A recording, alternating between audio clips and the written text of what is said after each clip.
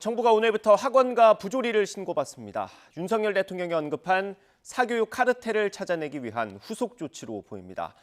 다음 주 월요일엔 수능을 둘러싼 논란의 중심에 있는 이른바 킬러 문항이 뭔지 그 유형을 직접 소개하기로 했습니다. 취재기자 연결합니다. 김연아 기자. 네, 사회정책부입니다. 네, 학원가의 집중 신고는 오늘부터 시작되는 거죠? 네, 교육부는 앞으로 2주간 집중 신고를 받은 뒤 관계기관들과 협력해 대대적인 단속에 나섭니다.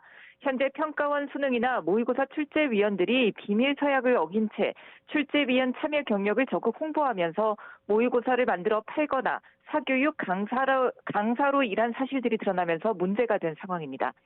평가원 출제위원으로 참여하면 참여 사실부터 관련된 모든 내용을 비밀로 해야 하는데 되려 수능 킬러 문항 전문가라는 간판으로 활용하면서 돈을 벌었기 때문입니다. 하지만 이들에 대한 감시나 제재는 전무했는데요. 교육부는 이러한 문제를 포함해 입시 결과나 킬러 문항 적중률 등에 대한 허위 과장 광고 등에 대해서도 대대적인 단속을 예고했습니다.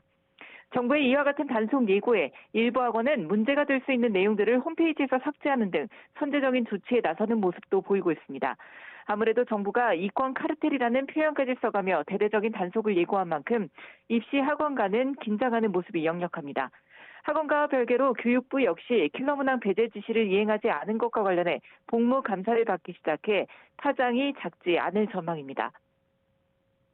네, 이번에 킬러 문항이 논란이 됐고 결국 없애기로 했는데 기준이 뭐냐는 의문도 있었습니다. 또 설명하는 자리가 있는 겁니까? 네, 교육부가 26일 사교육 대책을 발표하는데요. 이주호 부총리가 이 자리에서 수능 시험에서 배제될 초고난도 문항들을 설명하겠다고 밝혔습니다.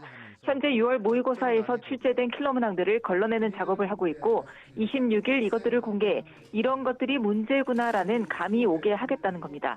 이주호 부총리는 킬러 문항 배제는 쉽거나 어려운 게 아니라 배운 과정에서 문제를 내는 공정 수능을 위한 것이라고도 거듭 강조했습니다. 이주호 부총리는 킬러 문항을 없애도 사교육은 줄지 않을 거라는 주장도 강하게 반박했는데요.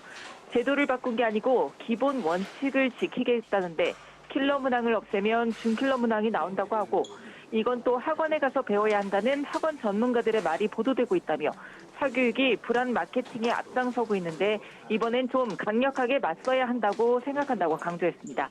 지금까지 사회정책부에서 YTN 김연아입니다.